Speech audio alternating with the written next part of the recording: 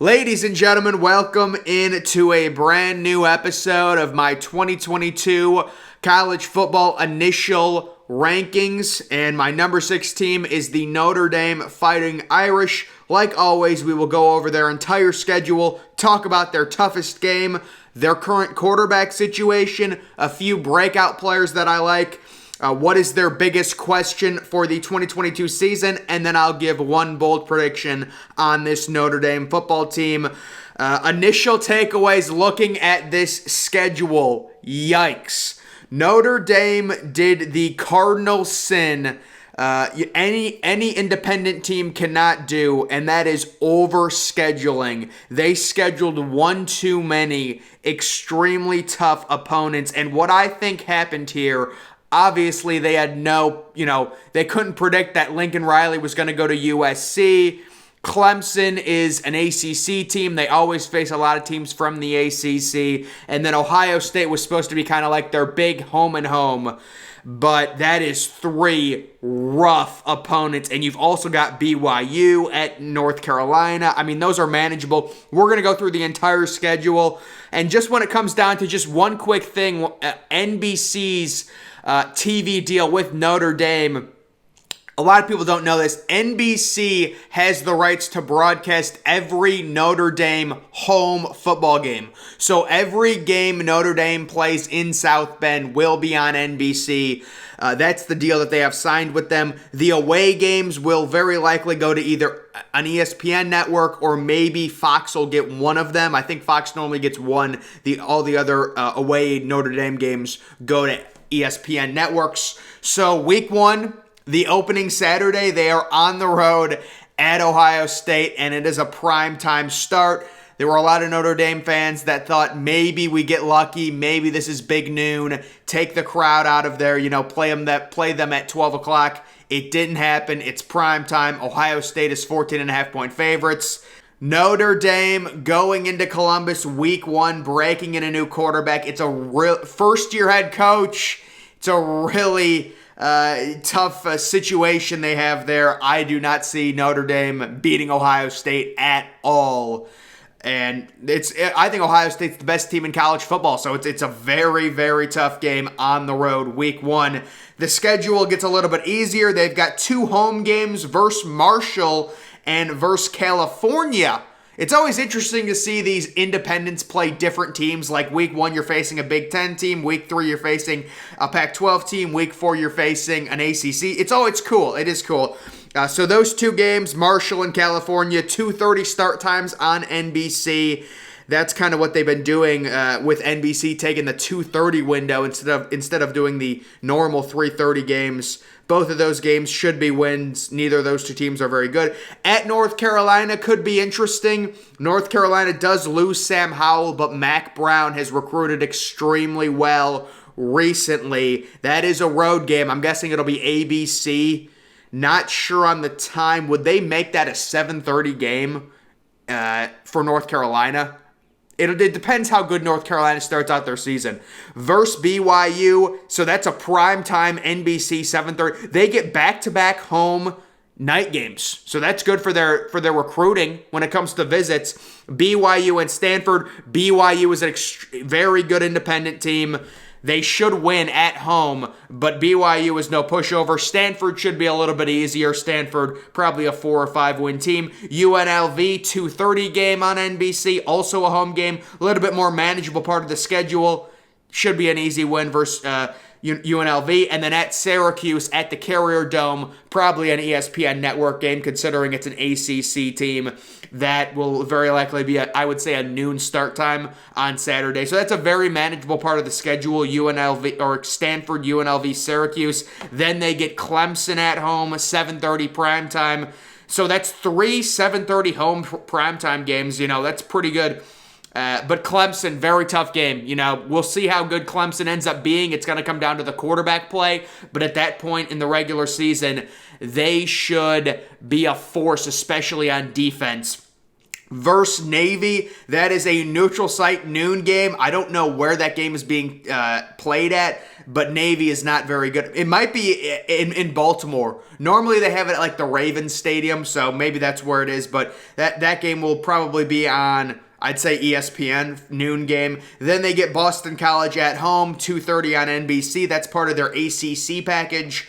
I expect to win there. And then the brutal end of the regular season at USC. At that point, Caleb Williams, Lincoln Riley, they will be fully acclimated. Jordan Addison, Mario Williams on the road. That will very likely be their only game on Fox. I think Fox picks that game up and puts it on at 7:30, the last game of the regular season. So what is their toughest game? You could pick three, but it really is week one at Ohio State. You have a first-year head coach. You have a new quarterback going to face C.J. Stroud, Trevion Henderson, Ryan Day. It is the definition of brutal. And they're 14-point underdogs. I do not see them covering that spread personally. The other tough game you could say is at USC, the last game of the regular season. I wouldn't consider Clemson to be on that level as those other two because it is a home game. But those are three brutal games for Notre Dame. This is a real brutal schedule. Looking at the quarterback situation, so Notre Dame, they had Jack Coan last year, and to be honest, Jack Coan played way better than I thought he was going to play. He threw for a lot of yards and really did prove me wrong, so he had a really good season, and it wasn't like they had this crazy wide receiver weaponry, but he just played really well. But this year, it's going to be the young, I'm guessing true sophomore, Tyler Buckner, who played sparingly as a true freshman, threw 3 touchdowns, 3 interceptions, had a QBR of about 73. This kid was the number 71 overall player in his class. Little fun fact, Notre Dame passed up on J.J. McCarthy, who ended up being a 5-star quarterback and committing to Michigan for this kid. They wanted this kid bad. J.J. McCarthy tried to commit to Notre Dame. They said, we don't want you. We want this kid, and he will be the starter. And I think he can be an improvement over Jack Coan. Again, Jack Coan played way better than I thought he was going to play, but this kid adds an element, a running element. He's more athletic, and he can also throw. So the week one could be rough on the road in a hostile environment, but after that, get him some games. The schedule gets a little bit easier. Overall, he's an upgrade over Jack Coan, and Notre Dame had success last year. The thing with that Notre Dame did really well under Brian Kelly those last 3 years when they won a bunch, they beat teams they were supposed to beat. Meaning, when you look at their schedule, at North Carolina could be a tough game. It could be an upset.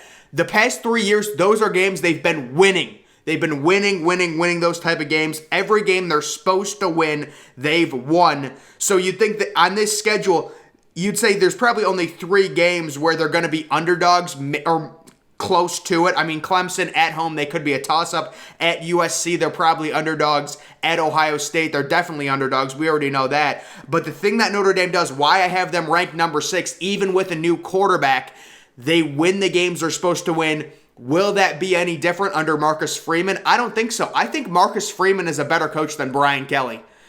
Brian Kelly actually is, maybe Brian Kelly's a little bit underrated because he did have a really good record those last 3 years at Notre Dame, or maybe last 2 years. But I like Marcus Freeman, young defensive mind, going to be really hitting home runs right now on the recruiting trail. Notre Dame's 2022 class, Notre Dame right now is recruiting better than they did at any point under Brian Kelly. They've got like 13 commits with an average recruit score of 93.5. That's better than Brian Kelly ever did. So Notre Dame should be extremely optimistic. It's just they got hit with a really tough schedule. I still think they're going to be good. When it comes to breakout players, we're looking at Lorenzo Styles, who actually is Sonny Styles' older brother. Sonny Styles is a recruit Notre Dame thought they were going to get. He's from Ohio. His brother, was going to Notre Dame, but Ohio State ended up getting Sonny Styles, and he actually ended up reclassifying and was a 5-star in the 2022 class. A lot of people don't know this, but if Sonny Styles would have stayed in the 2023 class, he would have been a top 5 player. But when you reclassify and when you move up a class, your ranking gets knocked down a little bit, so he finished like 12th, but he's a beast. And his brother, Lorenzo Styles, we're looking to see, this is a big-bodied receiver, 6'1", can he make it? Well, I guess not really big body, but how much of an impact can he make? Can he be a legitimate target for their young cornerback? And a lot of people also talking about Brandon Joseph, the transfer safety from Northwestern. I'm not as high on Brandon Joseph as a lot of people are. I've been seeing him go in first rounds of 2023 mock drafts. I don't see it. He can be a good player, but Notre Dame fans are kind of expecting this kid to be like an All-American. That's not going to happen. I mean, he did not have a very good year last year at Northwestern. Not saying he's horrible, but he's not going to be an All-American. And when it comes to Notre Dame's biggest question mark, I think it's offensive skill position players outside of Michael Mayer. If you guys don't know, Michael Mayer is an absolute stud. He's a former 5-star, big-bodied tight end. He's the second best tight end in all of college football behind only Brock Bowers. Outside of him, where is the production coming from? They're going to need people like Jordan Johnson, who was a top recruit. They're going to need people like him to step up. Styles, they're going to need him to step up and really be weapons. You've got a young first-year starting quarterback. The defense should be good. It's led by Marcus Freeman. They've got a big, star pass rusher returning who had 11 sacks last year. It's going to be very interesting to see him match up with Paris Johnson Jr. But overall, on the offensive side of the ball, the receivers, the running backs, there's a lot of questions right now. They do have a really good offensive line. They got a transfer guard in the portal. Notre Dame always has a good offensive line, but it's just the overall offensive skill positions I think is going to be the biggest question marks. The defense should be good. You do lose Kyle Hamilton, but he was already injured much of last year. They were playing most games without him last year already, and you're adding Brandon Joseph. So it should be an elite defensive unit. It comes down to how good can their offense be. I think they're going to struggle a little bit early in the season. And then one bold prediction for Notre Dame football in 2022. I'm going to go with the young quarterback Tyler Buckner, rushing for over 700 yards. He's very athletic. You see him as a true freshman. I think he uses his legs a lot. That's a dynamic Michigan really hasn't had since Everett Golson. And I think he uses his legs, runs around, and is a legit threat on the ground. But guys, once again, looking at this schedule with Notre Dame, it's tough. You have 3 extremely elite opponents, but let's say you lose week 1 to Ohio State, you can rebound. That's the good thing. You rebound with Marshall, California, 2 home games. You're going to be heavy favorites. Get your young quarterback some confidence going into that week 4 road game at North Carolina. Yes, it's a tough game. Yes, it's a hostile environment. But maybe ESPN throws you a bone. Maybe it's not a primetime game. Maybe North Carolina doesn't have a lot of hype. They've lost a few games. It's a noon game. It's a 3:30 start. You give your young quarterback a chance in a manageable environment. Week 1 is very tough, especially when C.J. Stroud is throwing, 3 touchdown passes in the first quarter. That's going to be very tough. Week 4, it's a more manageable road environment. You get that win. I think the BYU game is a neutral site game as well. Do they play 2 neutral site games? I think that's what that little asterisk means. It's a neutral site game with BYU. That's a weird schedule. They have 2 neutral site games. I'd be pretty pissed off if neutral site games, I could do one. I could do one of them, a year. 2 in one season. So that's a neutral site game versus BYU. And it's a tough game. BYU's a good team, but Notre Dame is more talented. And like I said, what Notre Dame did so well under Brian Kelly, no matter their quarterback, outside of that 4-8 year, we remember that, they beat the teams they're supposed to beat. They might lose to a lot of the really good teams. They don't upset many teams, but they beat the teams they're supposed to beat. You got to beat BYU. You get by North Carolina and BYU. Now you're stacking wins on top of each other. Now you've got Stanford at home, UNLV at home, at Syracuse. Easy wins. You've got momentum going into that night home game against Clemson, and that's a huge game for Notre Dame. That game will decide, in my opinion, if they make a New Year's Six Bowl. Because personally, I see them losing the first and last week of the regular seasons. I see them losing at Ohio State. I see them losing at USC. I'm sure some Notre Dame fans would say, oh, we're going to beat USC. I understand, but you have to realize, you have to be realistic and think USC is extremely talented. And by the last week of the regular season, with that offense clicking, with Jordan Addison, with Caleb Williams, yeah, they're stacked. You know, it's a road game too. If they were at home, it'd be different. You're going to the Coliseum to play that game. It's very tough. But then you get Navy in another neutral site game. That's very winnable. Boston College is an easy win. And then at USC. So overall, the schedule, it's just so tough. When you have 3 games against opponents that are very likely going to be top 10 teams, it is a very, very tough schedule. And what I think happened is, obviously, the schedule makers for Notre Dame were not expecting the whole transfer portal thing to come into effect, and USC basically reloading this fast. That's a rivalry game they play every year, but they didn't expect that to be that, USC to be that impressive of a team. That's why they went out and scheduled the home and home with Ohio State. But now you're in a position when you've got Ohio State, Clemson, and USC. You probably would want to replace Ohio State with a team like Illinois at this point, or even you would want to replace Ohio State even if you wanted to have another home and home with a team like, what's an average team from maybe the Pac-12, like an Oregon? Yeah, that would be more like an Oregon. That would be more manageable. Go on the road to Oregon. You could potentially win that game.